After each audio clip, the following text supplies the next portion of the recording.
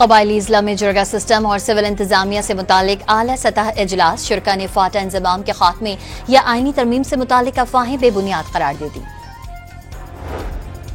Punjab police को डाकुओं के खिलाफ क्रैकडाउन में बड़ी कामयाबी, रहीम यार खान में कच्चे के 6 डाकुओं ने हथियार डाल दिए।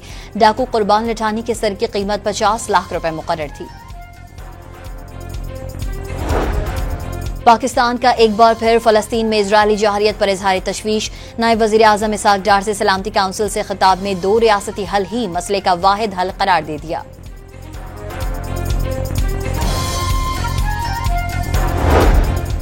गिलगित के इलाके बाबूसर टॉप के रेले में बहने वाले 15 सयाहों को तीसरे रोज भी तलाश न किया जा सका, जहां बहक 3 सयाहों की मैयतें लोधरा रवाना कर दी गईं। और खैबर पख्तूनख्वा के मुख्तलिफ इलाकों में शदीद बारिश के बाद सैलाबी सूरत हाल, 4 सद्दा में 2 बच्चे बरसाती नालों में डूबकर जाँ बहक हो गए।